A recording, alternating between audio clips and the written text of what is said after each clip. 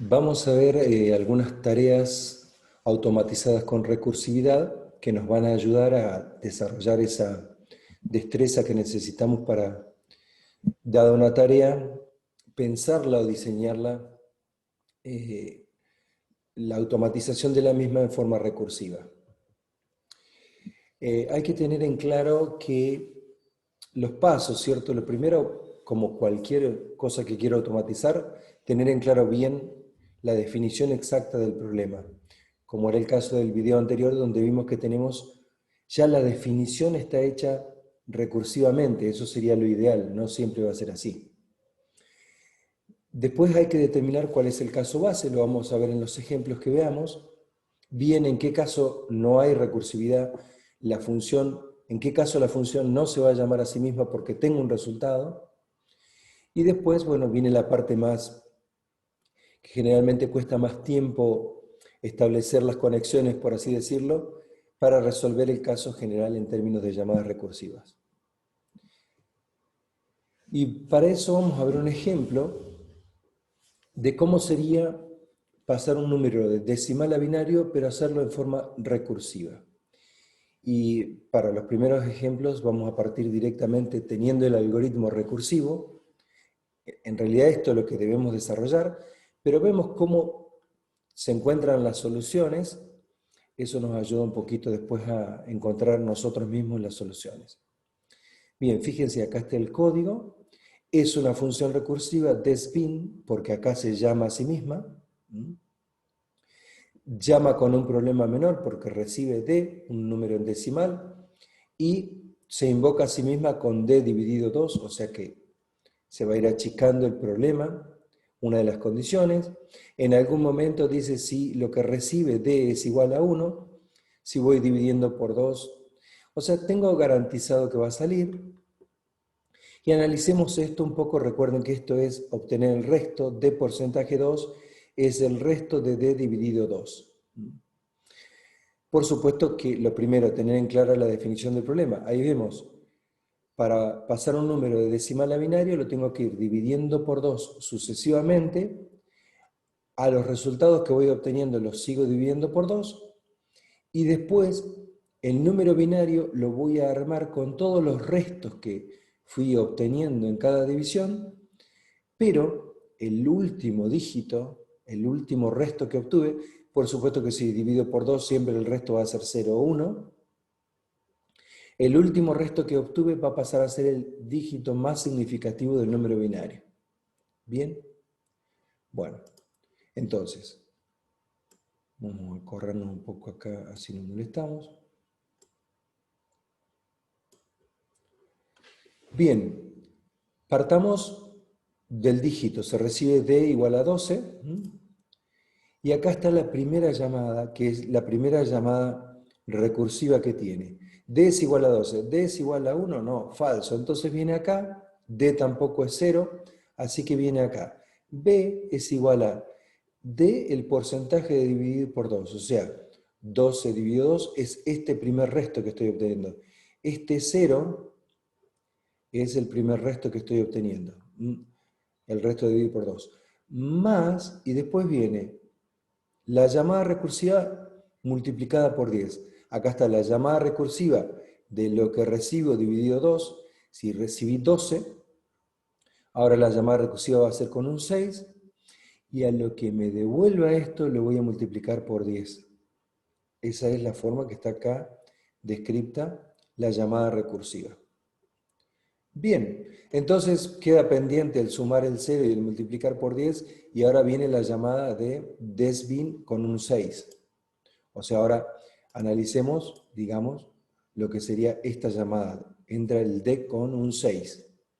Vuelve a hacer lo mismo, o sea, entra en la parte recursiva, ya que entra un 3, saca el resto de dividir por 2, el 6 entra, perdón, saca el resto de dividir por 2, 6 dividido 2, el resto va a dar 0, es este segundo resto que obtiene, y después llama a la función recursiva con 6 dividido 2, 6 dividido 2 con 3, y a lo que reciba, a lo que me dé esta llamada recursiva lo voy a multiplicar por 10. Bueno, siguiendo la misma lógica, voy a llamar con el 3. Siguiendo la misma lógica, ya cuando entra con un 1, cuando entre con el 1 va a ser la última llamada recursiva y ahí ya sí tiene una solución. Ahí entra en el caso base. Dice, si D es igual a 1, la respuesta es 1. B es igual a 1 y devolver 1. O sea que acá ya tengo la respuesta. Fíjense que este es el último resto, esta es la última división que obtuvo. Y acá ya se ve que como fue quedando pendiente multiplicar por 10, por 10, por 10, este último resto lo va a multiplicar por 1000. O sea que lo va a ubicar acá donde corresponde, el último resto lo va a ubicar en el dígito más significativo del número binario. Por supuesto que esta función devuelve un entero largo, bueno, podría haber sido un entero, pero devuelve un número entero, no devuelve un número en binario. Pero al usuario le va a mostrar 1100, 1100, no le va a devolver cosas distintas, ningún dígito distinto de 0, 1, porque siempre va dividiendo por 2. Bueno, acá se armó la pila, ya vimos en el video anterior, entonces ahora empieza a desapilarse, ya tengo este resultado, es reemplazado, entonces 1 por 10 es 10, más este 1 da 11. 11 o 1, 1, estamos hablando en binario, ¿cierto? Ya tiene estos dos primeros dígitos, ya tiene estos dos primeros, porque después va a multiplicar por 10 y por 10, va a agregar los otros ceros. Ya tengo el 1, 1. Este es el resultado hasta ahora. Bien, el 1, 1 es el resultado de pasar el 3 a binario, por supuesto. Es reemplazado, 1, 1 por 10 es 110, más 0 queda 110, o en realidad 1, 1, 0. Y ahora 1, 1, 0 es haber pasado el 6 de decimal a binario, por supuesto. Entonces es reemplazado acá. Y entonces 110 por 10 es 1100, más 0 es 1100. Y 1100 es justamente el número en binario que tiene que devolver. Esto vemos un poquito la pila y cómo se desapila y cómo yo puedo hacer, porque en este caso yo tenía que el último resto que obtenía tenga que pasar a ser el dígito más significativo. ¿Y cómo hago para correr un número que vaya siendo cada vez más significativo, multiplicándolo por 10? Y estos fueron todos los por 10 que fueron quedando pendientes. Acá puedo volver a revisar cómo fue la llamada recursiva para poder armar este apile y desapile y que esto funcione. Un ejemplo, otro ejemplo ahora, sumar los elementos de un vector, trabajar con recursividad ahora con un vector. En lugar de un número, transformarlo, convertirlo en otro sistema numérico, tenemos un vector y tenemos que sumar sus elementos.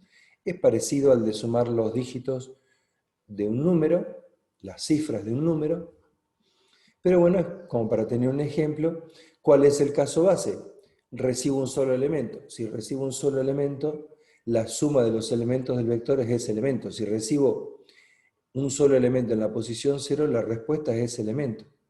Si el elemento de la posición 0 es 15 y el único elemento que tengo es ese, el resultado va a ser 15, o sea, la suma de todos los elementos va a ser un 15.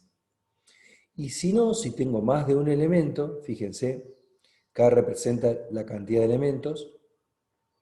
Si tengo más de un elemento, va a decir el último elemento más, llamo a la misma función suma, acá está la llamada recursiva, con el mismo vector, pero todos los elementos menos el último, porque ya lo estoy sumando acá.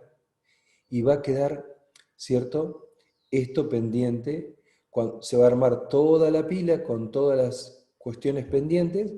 Cuando llegue al caso base, se va a realizar toda la suma y esa va a ser la respuesta. Creo que se entiende la idea. Cualquier cosa, escriban en los comentarios que lo charlamos. Y bueno, y podemos ver un ejemplo directamente en lugar de mirarlo así, ver un ejemplo recursivo y ahora con otra variante que es aplicando recursividad en string, en una cadena de caracteres. Y esta función sirve para determinar si un string es capicúa o no.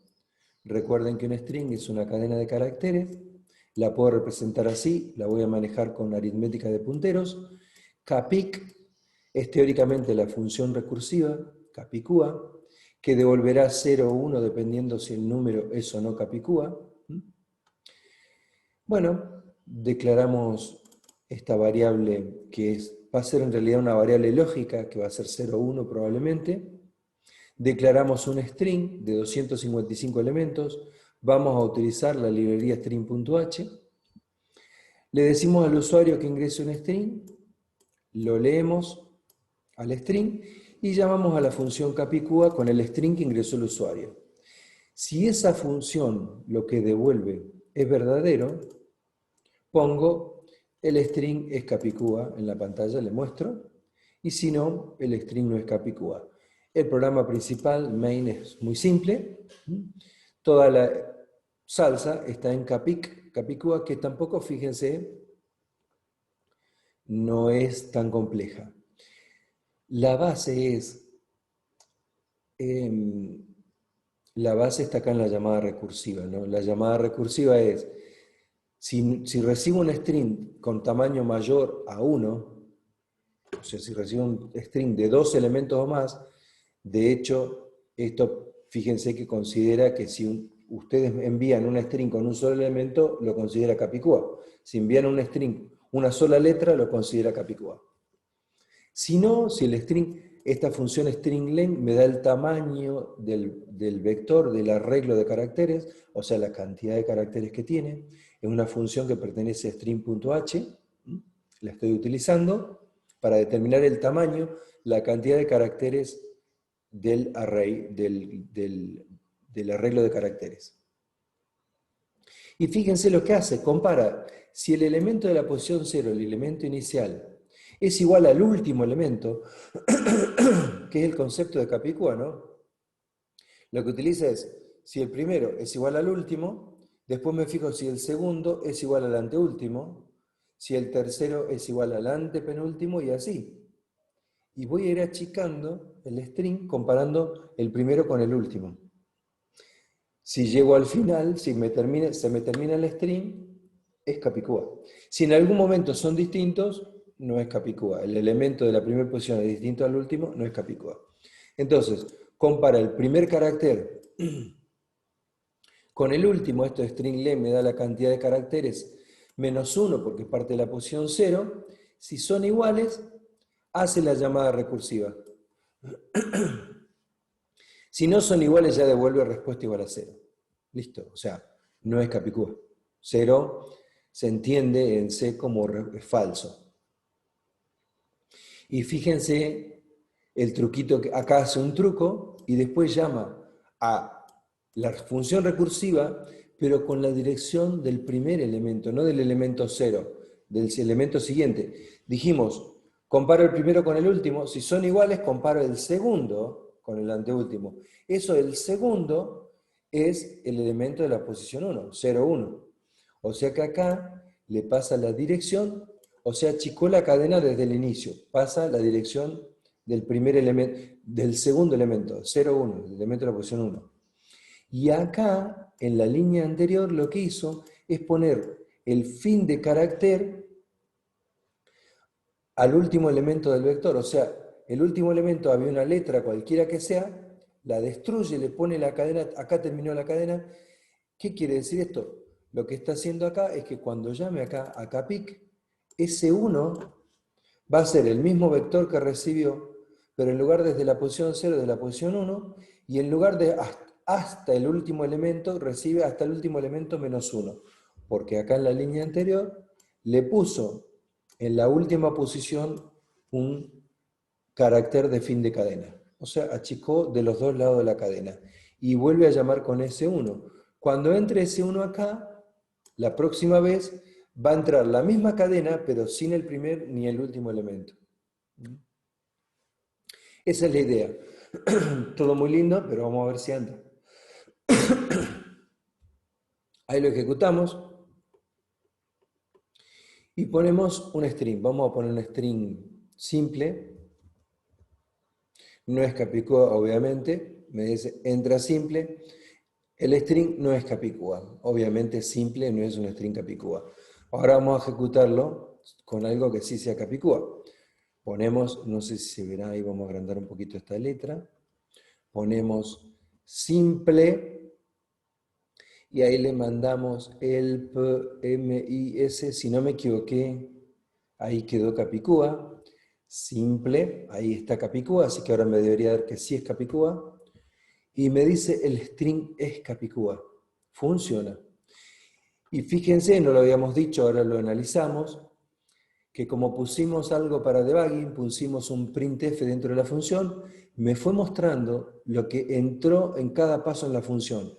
La primera vez entró el string original, lo mismo que había escrito el usuario. Después, fíjense, le sacó la S primera y la S segunda, entró esto, la segunda vez. Después le sacó las I, entró esto la tercera vez, y así con la misma lógica, entró la cadena vacía y bueno, sí, el string es capicúa. Eso es lo que hizo acá, en entra, me fue diciendo en cada paso qué string entraba. Y como acá en estas dos líneas le fue sacando el primer y el último elemento, bueno, ahí vimos un ejemplito vimos cómo aplicar recursividad con conversión de sistemas numéricos, con un vector, y ahora con un vector de string. Fíjense cómo sería un método de ordenamiento con string, ordenamiento con recursividad. Y este es el método de selección. Nuevamente, la idea que acá está la llamada recursiva, o sea, si la cantidad de elementos, el vector tiene elementos, fíjense que en cada llamada recursiva recibe n elementos y devuelve n-1 elementos. Cuando vuelve a llamar a la función ordSelRec, ordenamiento por selección recursivo, querría decir teóricamente este nombre de la función, cuando vuelve a llamar a la función llama con n-1, o sea que el problema se va achicando. Estoy garantizando que esto va a terminar de alguna forma y vuelve a pasar el vector. ¿Y qué hace? Simplemente intercambia el último elemento, el elemento final del vector, con, y acá hay una función que aún no está escrita, que podría no ser recursiva esta función, que devuelve la posición del mayor. Esta función teóricamente recibe un vector A, un 0 y n. En realidad este 0 y n representan primer y último elemento. Pero ¿qué pasa? Como la función recursiva se va a llamar en cada paso con n-1, la primera vez que se llame la función postMy, me va a devolver la posición del elemento mayor del vector A entre la posición 0 y la última. ¿Dónde está el elemento mayor de todo el vector? ¿En qué posición está? A ese elemento mayor lo intercambia con el último, que es la idea del método de selección. Acá está, intercambiar el último elemento con el elemento de A de la posición mayor. Acá yo llamo una función adentro de entre corchetes. Esto me va a dar la posición del mayor.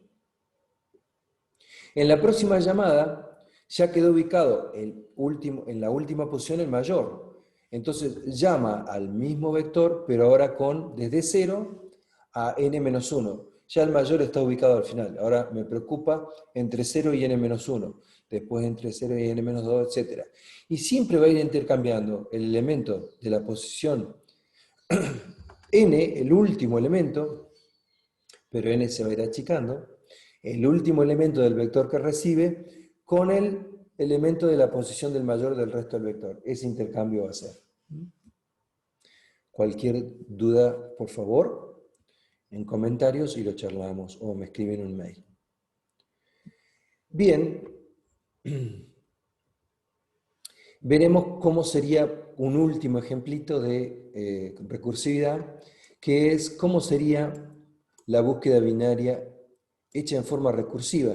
Y esto ya les podría decir, vamos a ver, seguramente está en archivos recientes, esto ya le podrías decir que es una forma, aquí ya estamos aplicando recursividad en forma natural, por así decirlo. Porque la búsqueda binaria recursiva, fíjense, recibe el elemento que estoy buscando, el vector A, y el primero y el último. No sería necesario recibir primero y último, ahora vamos a ver, pero recibe el primer y el último elemento del arreglo. Con recibir la cantidad de elementos sería suficiente. Pero bueno, la primera vez que va a recibir en prim un 0 y en ult n. La primera vez va a recibir el vector completo. Recordemos que este método va a ir dividiendo el vector en dos. O sea que la próxima vez va a recibir el primero y el elemento de la mitad como último, o el primero como el medio del vector que recibe y el último el último. Bueno, primero, si no se acuerdan cómo es ordenamiento, búsqueda binaria, hay que repasar la búsqueda binaria, ¿no? Pero si no, más o menos estoy entendiendo que la búsqueda binaria mira en la mitad. Si es mayor que lo que está buscando el elemento que estoy mirando, entonces va a buscar desde la mitad hasta el final. Si no, busca desde la mitad hasta el principio. Eso es lo que va haciendo, va dividiendo. Y si entiendo eso, esa división que la va haciendo acá, la posición es la mitad, o el último es la mitad menos 1, o el primero es la mitad más 1, primero veo eso, y fíjense que acá está la llamada recursiva. Llama a la misma función, busBirec, pero llama sigue el elemento que va a buscar, sigue siendo el mismo, el vector sigue siendo el mismo, pero el primero y el último seguramente lo acaba de modificar acá en estas líneas. Acá modificó el primero o el último, dependiendo de si lo que miró era mayor o menor que el elemento que buscaba. Y hace un llamado recursivo buscando el mismo elemento en el mismo arreglo, pero ya cambió el primero o el último, achicó el vector a la mitad. Y esto ya se podría decir que este método, este algoritmo, es más fácil de entender si entiendo un poco de recursividad que el algoritmo de recursividad utilizando un for o un while. El algoritmo de búsqueda binaria iterativo. Este algoritmo recursivo es más entendible, más legible, podríamos decirlo así. Si necesitan los códigos fuente, se suscriben al canal y en los comentarios me escriben que necesito los códigos fuente. También les puedo compartir todo eso. Por favor me lo avisan si les parece que les puede ser útil. Igual lo pueden ver y pausar en la pantalla.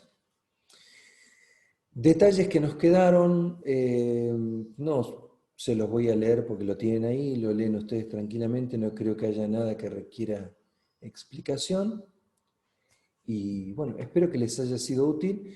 Esto de ver varios ejemplos resueltos con recursividad puede ayudar a que ustedes, vos que estás mirando después, empieces a entender más o menos cómo, dado una tarea, empiezo a pensarla en resolverla en forma recursiva. Bueno, un abrazo y nos vemos en el próximo